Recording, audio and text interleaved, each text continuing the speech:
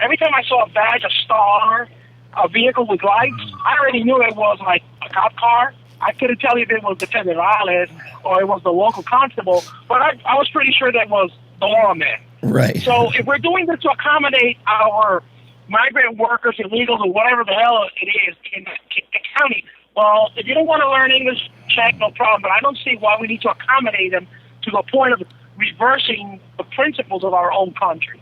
Because when I went to the countries, I knew what was an emergency vehicle. So, and 911, 911, everybody does that. You know what I'm saying? Yeah. So that's inexcusable, my friend.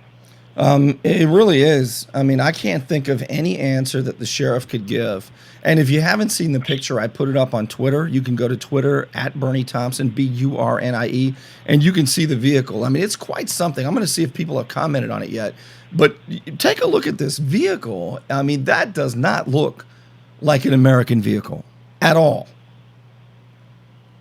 And here's the thing, Bernie, and I do apologize that I couldn't break away quick enough from the people I was talking to, because I was actually going to go to the deputy that was in the vehicle and ask him all the questions, see what was his angle on that, because, you know, I was so perplexed that I think that was causing a backup. And then is that for real?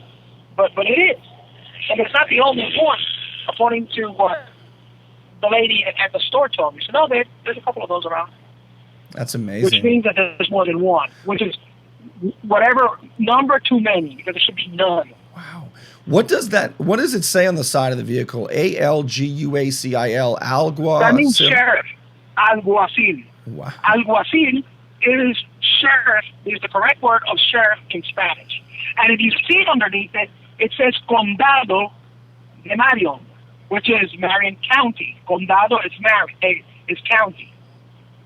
Servir y proteger, to serve and protect. I mean, everything is in there. What I didn't notice was that they even changed the state or the county seal. You know, inside the sheriff's badge, you have "In God We Trust," and has the Florida seal. And I didn't see if they changed that to Spanish also. I can't see it. I can't see it at this angle, but that's amazing. I'm going to call over there and ask the sheriff why they're doing this, but. You know, and Bobby, I want to get your thoughts on this too while I have you here, because coming up after you in about 15 minutes, we've got Matt Gaetz, who is a state representative. His father, of course, you know, is Senator Don Corleone Gaetz, and Don Gaetz is leaving that seat. Matt Gaetz wants the state Senate seat. He's running for it. He's got a pretty good record voting as a conservative, but he says he's all in for Jeb Bush. And I can't wait to find out. Yeah, exactly. Bobby, how can you do that? I mean, how can you say that these are my principles and values, therefore I'm going to endorse somebody who's polar opposite? How do you do that? Oh, that's very easy. You lie. I mean, you're asking a question. There's a very simple answer. You lie. That reminds me of a John Wayne movie that he was a German captain who against Adolf Hitler, and he was escaping. It's called Sea Hunt or Sea Chase. Sea Chase. And when he gets to Chile, which is a neutral country, John Wayne, the captain, then meets with the ambassador, and he tells him, look, there was one of my crewmen murdered a British subject in one of the islands where we try to refuel with coal. And I have nothing to do with it, and here are the logs. And said, well, we got to meet with the press because this is great publicity. And a German merchant ship showing its wealth against the British Empire can outdo the British fleet. Said, yeah, okay, but I'll do the conference, but I'm not going to lie. And the politician, the ambassador, says, no, good idea, Captain, because you don't have that kind of training. So I think that's the kind of training that we're talking about here, that he can say or claim that he's a conservative and do other things that are quite contrary. For instance, his father believes that states do not have a legal duty as supreme sovereign state to apply nullification principles to unconstitutional federal mandates. Don Gaetz, and I figured, you know, the fruit doesn't fall that far from the tree. I'm pretty sure that he will also endorse people, or he does not have a problem with Ted Cruz, Jindal, or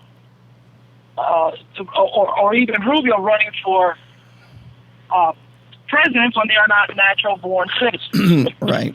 Well, it's going to be interesting, and we're going to have them on in just a few. And Mr. Gates, and what I find even more insulting to the whole thing is the fact that we have an air of nepotism in here, in which the son is trying to fit the seat. That's what we say. Oh, that's Ted Kennedy's seat or something like. No, it's not your seat. It's the seat of the state, right, of the people. Yeah, it's the people's seat. It's the people's seat, and that's another issue I have is we're not big on dynasties, political dynasties in America. I don't know why would he support a person like Jeb Bush who supports Common Core, who supports these big standardized tests that are screwing up and dumbing down the state of Florida, where he will not stand for state sovereignty according to the 10th Amendment of the U.S. Constitution, to which he has sworn to, and we can go on down the list. Yeah. Now, maybe the fruit rolled away from the tree, and these will be hard questions to ask Mr. Gates as he's going for a senatorial seat in the state of Florida, but saying that you're going to support a person like Jeb Bush, I'm sorry. First of all, like I said, dynasty is a passe. Two, I like to listen to my mother. I know you listen to your mother, and Jeb should listen to his mother, who said that 2 Bush is more than enough in the White House. And it's a matter of respect. And I think we need to stay away from these kinds of things, especially a person who believes in big bureaucratic government. He believes in the party that, feeding the monster that is not going to help the people or to fix the problems we have, because we have political problems that have been created by political maneuvers and stratagems. Yeah. Unfortunately, the solutions to the problems we have are not political. So getting politicians to solve these problems is like calling, a thief to see how you can improve your security. Yeah. They can give you insights, but they're not going to do it because that's not their nature. We need solutions from people that are in business. That is a great point, Bobby. Thanks for the call. I got to run because we're going to round up Matt Gaetz. We're going to round up the usual suspects. Thank you. All right, thank you, Bobby. I appreciate it very much. I swung the camera around on Periscope so that you could see the vehicle. Wasn't that something? That is an American sheriff's vehicle in the state of Florida. And it is another hallmark, I would say, wouldn't you, of Omerica. Jeremy was able to get remotely YouTube up and running. So you can watch the interview with Matt Gaetz on Periscope. I hope you are. Or you can watch the interview with Matt Gaetz coming up on YouTube. If you go to My Freedom Radio, it is up, it is running, it is live. And I'm going to take a quick break. Of course, Jeremy always saves the day with me, I'll tell you that. Jeremy, thank you very much. We'll be back in a moment. And when we do, we'll have Matt Gaetz with us in less than 5 minutes. So I'll see you back here in just a few. Thompson Show. Stay tuned. More of you and Burnie straight ahead. The Burnie Thompson Show is brought to you by Superior Door Works and more. For garage door problems or to build a new one.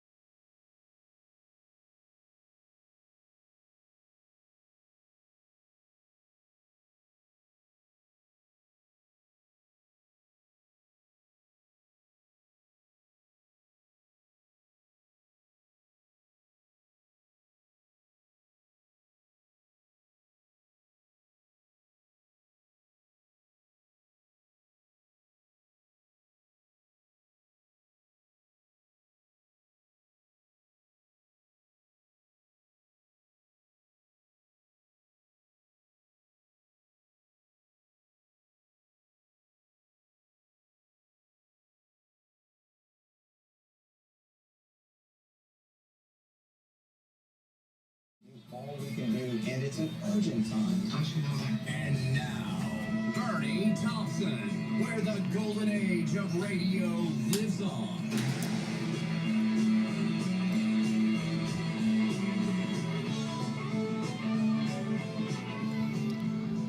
All right, we've got Representative Matt Gaetz with us, and I'm really, really excited about it and grateful that Matt was able to make some time for us. Matt, how are you? I'm good, man. I'm glad you've had me on the show. I think the last time I was on your show, Burnie, I was just a caller that you were kind enough to allow to speak against the tax on the internet that some wanted to impose, and I'm glad we saw a like mind on that issue. Yeah, you were driving to Tallahassee, I believe, and listening to the show about a year and a half ago, probably. Yeah. So it's good to be back. Well, Matt, I'm glad to have you back, and I'm just eager to hear how you do this, because I look at you as one of the best voters in the House of Representatives. We have 120 representatives in the state of Florida, and you usually vote about the way I would vote, and which doesn't mean it's right. It just means it's probably conservative. And as a matter of fact, to give you credit, you were given, 103 rating by the Americans for Prosperity in Florida. Is that correct? Yeah. I mean, look, I'm one of the co-founders of the Liberty Caucus in the Florida House of Representatives, which isn't really that impressive because we only have 2 members, and there's often votes that are 118 to 2. But anything that grows government, anything that creates new licenses, new fees, new hurdles, I'm against that stuff. There's no reason for government to be in the business of constraining the free market and economic freedom. And so, yeah, I mean, I'm, increasingly becoming, highlighting the libertarian side of my conservatism, and I know that's an ideology you support as well. If there were any fewer members of the Liberty Caucus, Matt, I guess you would be the Liberty Cockeye, right? Oh, I would be. We often joke that we could meet in an elevator. All right, well, listen, I got to tell you, I'm so frustrated with you for being all in for Jeb Bush, and a lot of people are, Matt. And I don't understand it. You spent a lot of time last year, didn't you, fighting amnesty and fighting Common Core. And then you turn around and go all in for Bush when it's Jeb Bush's stated purpose to bring amnesty, he doesn't call it that, but you and I know it is, to America. And I've told you over and over, I feel as though you are canceling your good efforts out. Why would you do that? Well, I passed legislation that repealed over 4,000 regulations. That wasn't canceled out because I support Jeb. The legislation that I sponsored so that local school districts could opt out of Common Core textbooks. That didn't get canceled out because I supported Jeb. And look, I serve in the legislature with my dad, Burnie, you know that, and there are issues that are fundamental that he and I disagree on. My dad supports Medicaid expansion. I view that as implementing Obamacare, and so I've opposed that. But what I've learned is that even when two people disagree on a subject, like I tend to disagree with Jeb on immigration, they can find other areas of common ground which, frankly, predominate.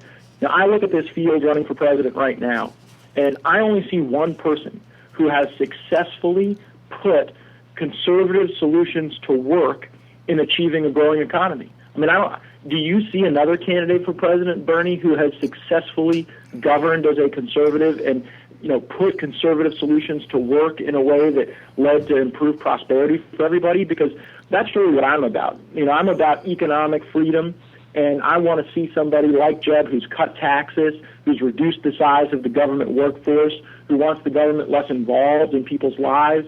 And, I think he's the best person running to do that, even though we disagree on a lot of the immigration elements of his campaign.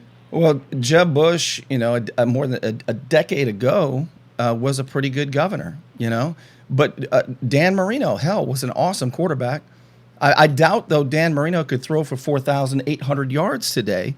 Just like Jeb, he might still be the best quarterback for the Dolphins roster, though. Jeb Bush, though, is no longer what he was 10 years ago. It would be like if you and I were drafting teams right now, and you said, I got Dan Marino. I would stop, drop the pen, and say, Matt, he's been gone for a hell of a long time. He's not the same guy. Maybe you should go. Yeah, but they don't. Look, physical skills, our conservative principles shouldn't endure the same atrophy that someone's muscle mass That's does. absolutely a fair point. But what I'm trying to tell you is, 10 years ago, Jeb Bush wasn't talking about Common Core. He was actually promoting pretty good educational reforms. And now he sounds like a totally different... And if you look at what Jeb is talking about now on the campaign trail, when I hear Jeb talking about education, he's talking about the government solely being an entity that gets out of the way and encourages more school choice. I mean, you would agree with all the school choice? I would agree with you on the school choice, but not with Jeb on Common Core. And that's why I get so frustrated. I don't know that Jeb agrees with Jeb on Common Core anymore. I mean, in anything I've heard him talking about, he doesn't seem to mention Common Core. And look, I mean... That's pretty smart, not to mention Common Core. Got terribly bastardized by the Federal Department of Education, which, by the way, is proof as to why we don't even need a Federal Department of Education. Mm-hmm. But the idea behind high standards is a good one. I mean, I don't think that the teachers' unions ought to win in dumbing down standards so that, when kids go to school, all they do is watch a movie, fill out a worksheet. I agree, but who decides the high standards? Who should decide the school districts should, Burnie. I agree with you. And to the extent to which states under the Constitution, under the 10th Amendment, have powers to enact education policy, I think we have to do so judiciously. I don't like the state of Florida dictating what textbooks people use or what curriculum, but to the extent that the state can say, look, before you leave kindergarten, you got to be able to count to 100. Before you leave the third grade, you ought to know what fraction is. I mean, I think those are acceptable high standards, but at the end of the day, getting across the goal line, if it's not done by the local school district, it's not going to get done because there won't be local buy-in. Yeah. No, listen, Matt, you and I, on what you believe and what you state you believe and how you vote, I don't have much to quibble about with you. What I'd like to stay focused on is what Jeb is all about. Because Jeb right now... Who's one president that you think, He's not what he was 10 years ago, though, Matt. But who do you like now in the field, Burnie? I mean, I like Rand Paul, but nobody gives a damn about Rand Paul. But what I want to ask you about is, see, you said we don't agree on everything. We don't agree on this particular issue. See, I don't think that amnesty is a tertiary issue. What I'm trying to tell you, Matt, is there will be no GOP if there is no America. And if we have Jeb Bush's way, there's a damn good chance there won't be an America. And I have a feeling that you know that.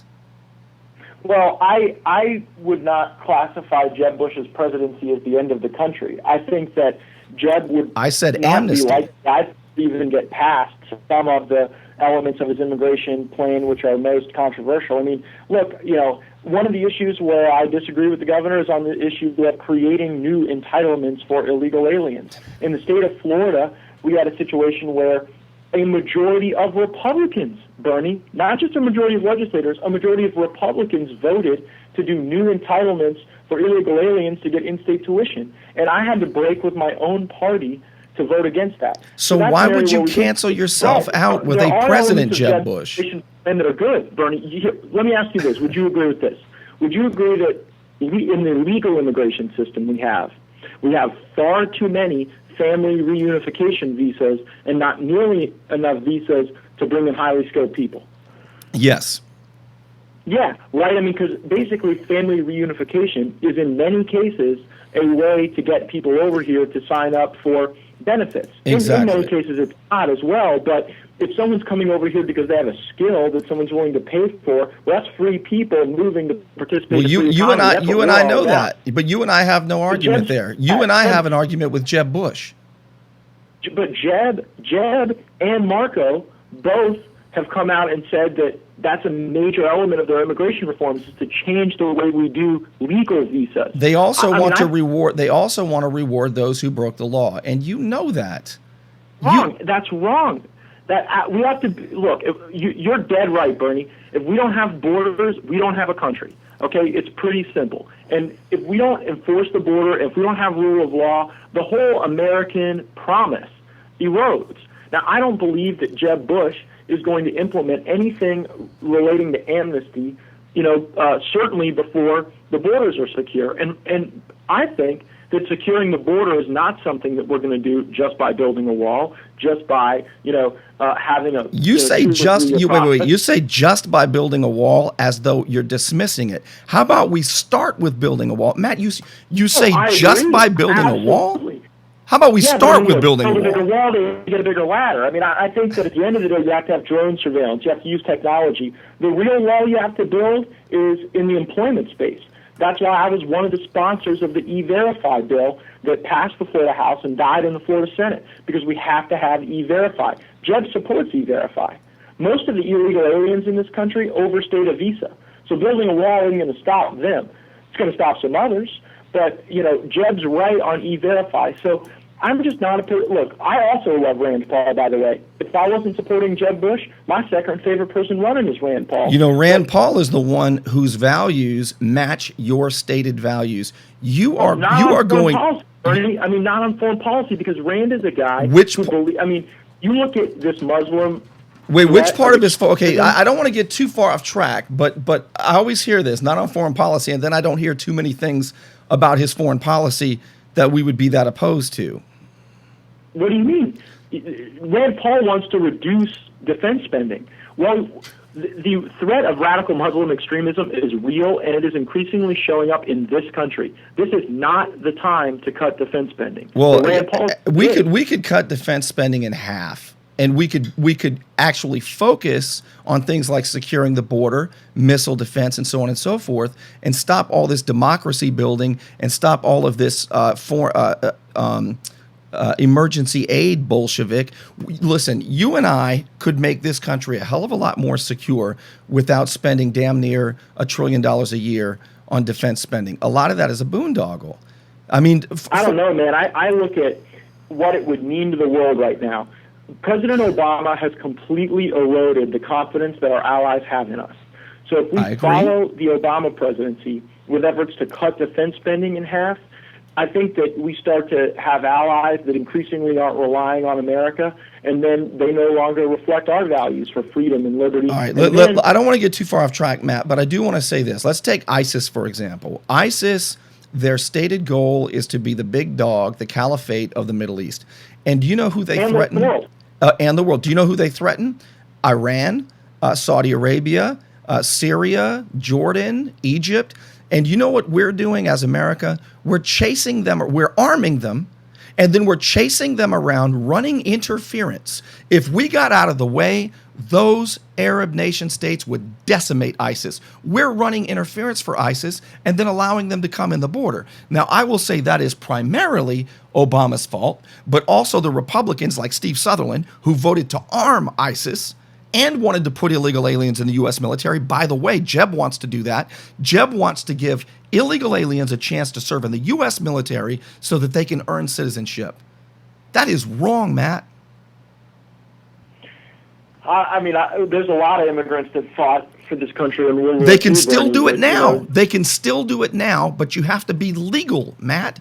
Listen, when I was an Air Force captain, I never looked around and said we would be a better military if we just had illegal aliens in the U.S. military. We just cut 100,000 American troops, and Jeb Bush wants to put illegal aliens in the U.S. military, and you're all in for Jeb? This is why Donald Trump is so popular, Matt, because you vote the right way, you have the right principles, you're the most articulate guy I know, and then you go all in for Jeb. And the only people who would do such a thing are politicians and lawyers. You have a chance to be a statesman. I guess I'm both of those things, being that I'm a member of the bar and I serve in the state legislature. Matt, I get it, but you have a chance to be the statesman. I just don't see another option out there running for president. What about you? It's someone that can me. No, I'll be lucky enough to run for the state senate. But we're not going to believe in you. What did you call the county commissioners? They're the great forbidders. They're the great forbidders. The great forbidders. Yeah, I got to go run against the great forbidder. And would appreciate your help in that effort. But no, the presidential race that we see before us, I think is one where we can't afford to lose. We can't have Hillary Clinton. We would all agree to that. And I also think we've got to have somebody with a record of getting it done. I mean, I think the people aren't going to buy folks who just have talked about it. I think at the end of the day, Donald Trump has raised some very important issues. I'm glad he's in the race. I'm not a Trump guy. I think Trump has a fascist streak to him. I'm not a Trump guy, but I'm telling you, people like the fact that he doesn't BS us. And I get the sense. I'm not a Trump guy either. But I get the sense, Matt, that you're BSing us a little bit, and we hate that. Like, I think that if Trump thought he could be president by being the most liberal candidate in the race, he'd do that too. I mean, I just think he's transactional, right? So maybe. I'm not a Trump guy, but I think that Trump talking about sanctuary cities, Trump talking about the border, Trump talking about trade and how we just cut bad deals out of incompetence, those are important discussions for this country to have, and I don't know that we'd be having them if Trump wasn't running. So I don't object to his presence, and I think it can be helpful, but at the end of the day, when we got to pick somebody to go up against Hillary Clinton, I want somebody to say that can say that they have a record of taking these conservative ideals we have and using them to increase broader prosperity. I mean, you and I don't just believe in liberty because it's good for us. We believe in liberty because it's good for everybody. And, if Rand Paul were to win the nomination, that would actually, I'm sure he'd do a fine job as president. I just think Jeb would do a better job. Well, here's what's frustrating. One of the things that's frustrating for us is, you've got such a strong record for being, your voting record for being anti-amnesty and anti-Common Core, and I think even you have a pretty good Fourth Amendment record. But here you are. Yeah. Here you are with a complete endorsement of Jeb Bush, and I can't help but suspect that it is helping your campaign finance war chest.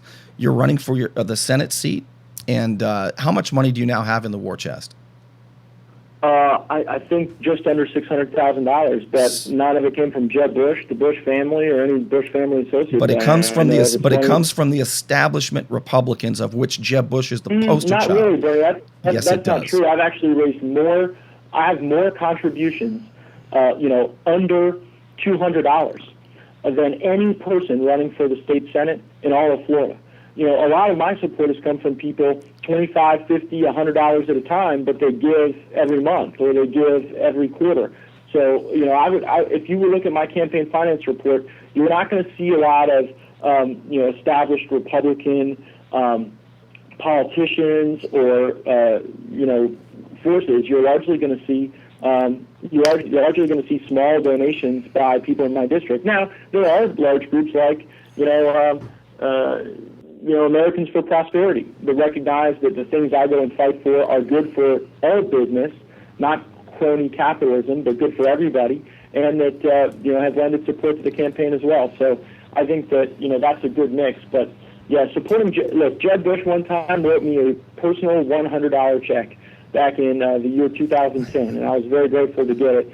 But that hasn't informed my desire to help him. Matt, I guess what I really wish that we could see is a guy like you with all the ability and talent that you have and instincts that you have to be a statesman. Do it. Don't just be a good representative or a good candidate or a good senator. See, that's the difference between you and me. You want to be a good candidate. You want to be a good representative. You want to be a good senator. I want to save this country. And in order to save this country, we need guys like you to do more than just try to be a good candidate or a good senator. You could be a statesman, Matt. You could rise up and be your own man if you would just do things like not support guys who support amnesty. That's all. Well, I mean, Bernie, I guess we all are examples of human frailty, and there are probably plenty of things I do right and plenty of things I do wrong. I'm proud of the record I've established. I don't want to be in the Senate to be a senator. I think there's important work to happen in the Senate. Legislation to do E-Verify failed in the Senate. The Senate has passed Obamacare expansion. I want to go be a force for the conservative cause and for really the Constitution of this country and the Bill of Rights in the state Senate. That's my desire. I don't have, grandiose ambition, to be a person that, runs for president of the United States. I just want to go and fight for my community. I'm glad that we have people like Jeb Bush, like Rand Paul, there are other kids like Ted Cruz that run for president that are conservatives that communicate our message effectively. Jeb's not a conservative, Matt. He's not. Listen, if you were a senator, he would cancel you out. Of course, Do you remember the affirmative action battles? That was 10 years ago. Said, I don't care what color your skin is. Everyone's going to be judged fairly, equally, and without preference based on race. How do you say that guy's not a conservative? It's 10 years ago. Now he's talking about immigrants are more fertile. He's talking about it's an act of love to come into the United States illegally. He's talking about citizenship coming from the children rather than from the parents. I mean, and you know this. You know that he is he is completely contrary. And I don't agree with all of those views, but I just don't think that, like, just because I disagree with a segment of someone's It's not a segment. That's a fundamental segment. There is no GOP if there's no America. It is an important segment, no doubt, but I think equally as important is getting rid of a bunch of the legal immigration that just leads to a culture of dependency instead of bringing over people and utilizing immigration as an economic development tool. An economic development tool? Absolutely. If we fixed our immigration system where we could bring in every electrician that wanted to be in this country, every mason, every person who wanted to go and write code in Silicon Valley, the innovators, the entrepreneurs, people with high skills. That would really help America because we, continue to live out this great American promise that this is where people come that want to live free lives and want to achieve to their greatest potential. Matt, people are more than resources. Says, well, my aunt lives across the border, and I live here, and so since I'm here and she's across the border, she ought to be able to come over with no focus on what really the United States of America gets out of that transaction. The immigration system in America is not nearly as broken as Jeb Bush is on this issue. And people are more than just resources, Matt. I mean, right now we've got, I don't hear Jeb Bush standing against Barack Obama releasing 36,000 illegal alien convicts. Many of them were murderers and rapists. Where's Jeb Bush on these things? Instead, he keeps talking about fixing the demographic pyramid and other such nonsense. And look, I did not expect that I would change your mind. Okay, I really didn't.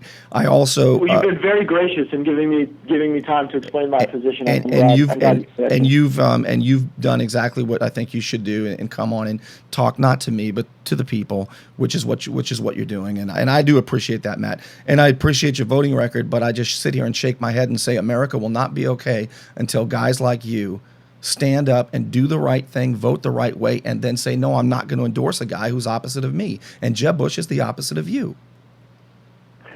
Well, I hope on economic issues and tax issues we can move forward. Ultimately, we got to beat Hillary Clinton. Move forward. And I know that when that time comes, we're all going to, what do they say? In primaries, you fall in love, and in the general election, you fall in line. So I'm sure we'll be in line together. Because you're right about one thing, Bernie. You're right about many things, but this in particular, we got to save this country.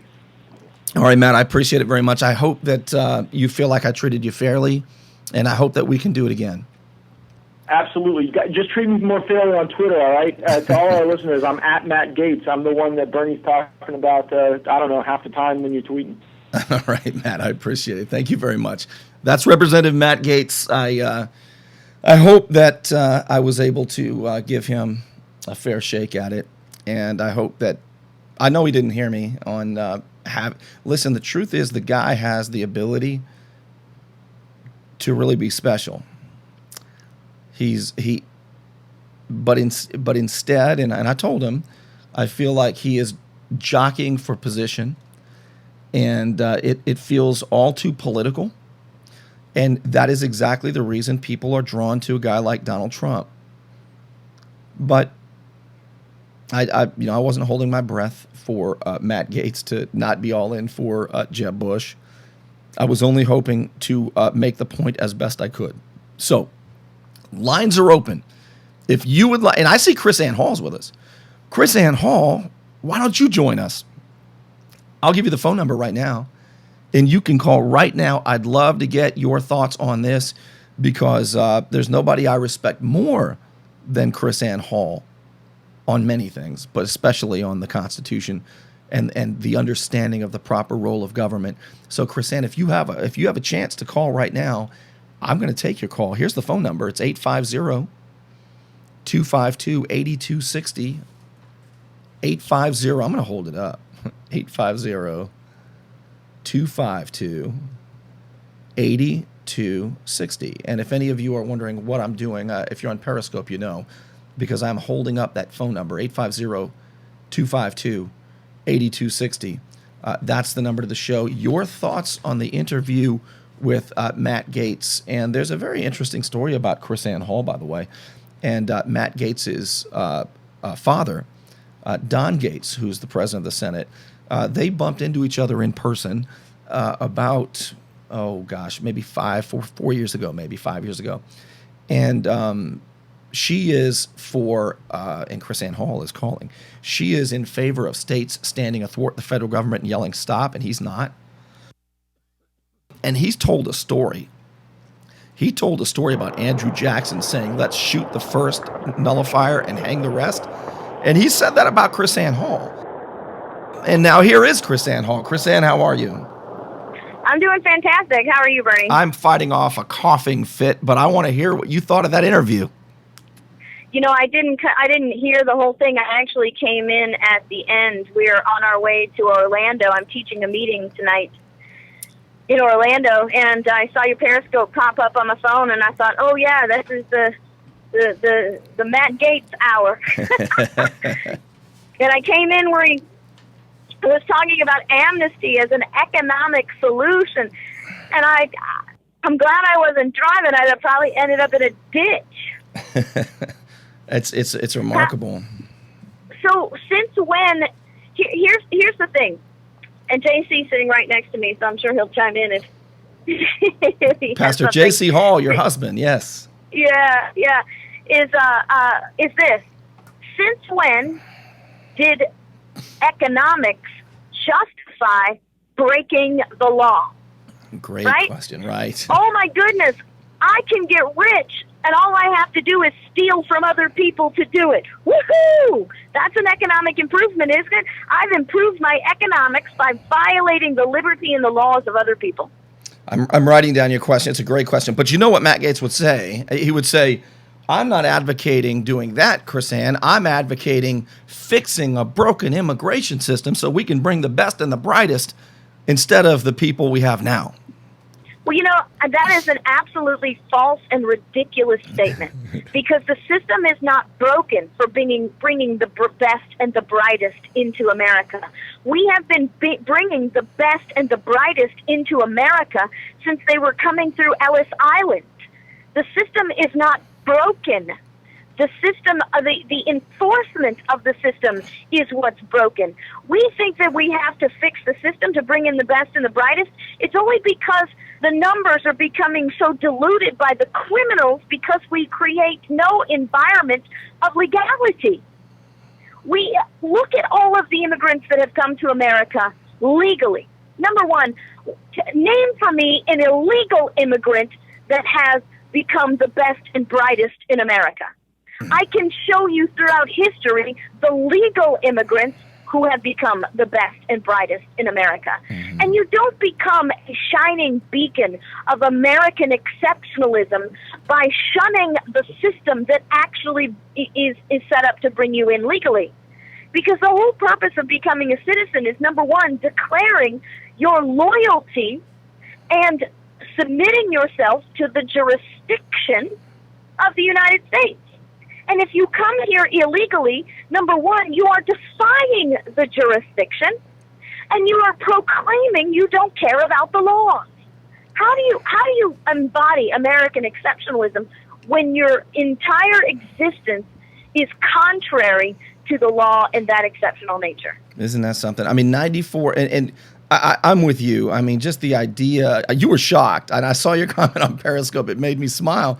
You know, I love it. Your question again, I'm going to keep it. I'm going to put all over social media. Chris Ann Hall asks, since when did economics justify breaking the law, and in this case, immigration law? Secondly, 94 million Americans are don't have jobs right now, out of the labor force, and Obama and Jeb Bush want to give immigrants jobs. Now, somebody asked on Periscope, how does that even help?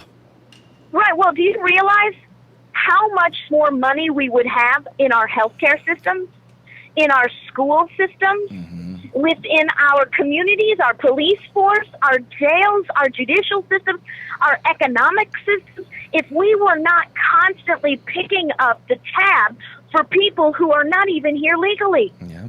We want to improve the economic station of America. We can improve it through our own citizens. We don't make that improvement by fixing the law to appease the criminals.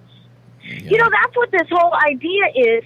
We have to go and fix the broken immigration system. And again, and I will repeat until the day I die, there's nothing broken about our immigration system. We are the only country in the world who wants to reform the law so that it fits the criminals. We are destroying the rule of law in America. And we wonder why people have no respect for the law as a whole. Because we have allowed people to break the law to come here. And now we're going to fix the law to appease the criminals. So what happens when we realize that there are a large number of people who want to steal from each other in their bank accounts, identity theft? So then do we just sort of allow the laws to be converted to appease the those who are committing identity theft or stealing from us? Mm-hmm. Or, oh, wait a minute, maybe we should change the law so it's okay to engage in the sale of baby parts and human trafficking, right? Yeah, exactly. I mean, I view this as a hashtag war on citizenship. There's a war on citizenship in America right now. Absolutely. They don't want us to know what Absolutely. citizenship is, and you did such a great piece on that, Chris-Ann, as always. I love the way you broke it up so that we could understand it better. There's a war on citizenship in America, and it's being put on us not only by Obama, but also Republicans like Jeb Bush, and it pisses me off that guys like Matt Gaetz are all in for him. Well, and it's not shocking to me. It's shocking from a personal and liberty perspective, but it's not shocking for me to hear this from Matt Gaetz or any of them. I'm not even disappointed in Matt Gaetz. I actually expect this from him. Because you see, when his father told me that he thought that I should be shot or hanged, you didn't see Matt Gaetz or anybody else in Tallahassee calling out Don Gaetz for being wrong. Can you imagine? Let's just flip the tortilla, the scenario there. Yeah. Right? What if I had been an African American woman and Don Gaetz sent me an email and told me that I should be shot or hanged? What would be the political outrage because I was an African American woman by that? There would be not a single silent legislator. But because I'm a white woman and I actually believe in the Constitution, then we can be silent about these things, right? Because we don't believe in liberty anymore. And yet, as JC said, we have legislators who are advocating lawlessness. And the question he asked is that an oxymoron? Or is that just morons in legislature? Exactly right. I mean, seriously, how do we have any bit of trust in these people like Matt Gaetz or any of them up there who would vote for that? How do they have any credibility to stand before us? Chris-Ann, it really, you know what it really does is it only punctuates our statement. You, me, Tho Bishop, J.C. Hall. It punctuates our statement that it's less Republican versus Democrats today than it is insiders versus outsiders. And unfortunately, Matt Gaetz is on the inside, and we are on the outside. Well, let me put it to you this way. How do these legislators have any bit of credibility when they claim to be constitutionally minded, they claim to be conservative, and yet they support Jeb Bush's amnesty, they support Jeb Bush's attack on our children through Common Core? Now, I am a teacher of the Constitution. I write books about the Constitution. I teach our children, I teach our legislators, I teach all over the country. What do you think would happen to my reputation within our community circles, Burnie, if I were to stand up and openly endorse Jeb Bush? Right, exactly. What would happen to me as a teacher and author of books on the Constitution? Right. What would happen to me? The people would be losing their stinking minds. Yeah. I would never get another booking in my life. I would probably never sell another book. People would attack me. You have no credibility, Chris-Ann. You talk about the Constitution. You talk about conservatives, but you endorse this. So why is that standard? Is what we would expect when it's me. Right. But we somehow give a pass to these people because we've anointed them with some kind of office in government. Exactly. That ought not be so, Bernie, they ought to have a higher standard Yeah. than you would give to me as a private individual. A hashtag character matters. Character matters. And absolutely. And it's true. And as I told him before he came on, I said, Matt, this is the reason people are fed up with this kind of talk, and that Trump is gaining popularity is because, people are tired of the political speak. I said, only two people, Matt, would endorse somebody that violates their stated beliefs, politicians and lawyers, and you're both. He didn't like that very much. No, the only people that would, there are only two classes of people who would vote for somebody who contradicts their values. Tyrants and slaves. Very good. Chris-Ann Hall, I'm going to have to cut the show short because we're doing it on the internet, and the internet crew is here to upgrade our internet, so I'm going to have to cut it short. But thank you so much. I'm so glad you were listening, and I'm so glad to get your final comments on this. It was awesome. Well, thank you so much, Bernie. God bless you for what you're doing, and you can be fair to Matt Gaetz, and I appreciate that as a host. But I am not the host. And I will tell Matt Gaetz that he is a charlatan, he has no credibility, and the truth is not fair and balanced. Patrick says listening to you is like getting an ear massage. He's loving it. Thank you. All right, Chris-Ann, give Pastor J.C. Hall a big hug for us, and I appreciate your comments. That's going to wrap it up for us, though. I'm going to have to wrap up the show just a little bit early today, but I'm back. I'm back in the saddle. I'm glad you're with us. And big salute to Jeremy, who was able to get this up on YouTube right before we got Representative Matt Gaetz. I'm glad my voice held up as well. And right when my voice is feeling better, we gotta bounce out of here. But thanks for being with us, and I'll see you tomorrow on myfreedomradio.com, on Periscope, on YouTube. Please do me a favor if you're with us. Go on YouTube and search My Freedom Radio, 3 words actually, My Freedom Radio, and will you subscribe for me? Will you subscribe to that channel so more of us can link arms and we can make the ground rumble so that guys like Matt Gaetz and everybody else who's representing us have to hear us. They got to hear us. They can't ignore us, right? Why? Because the truth will have its day. I'll see you tomorrow right here. Thanks for being with us.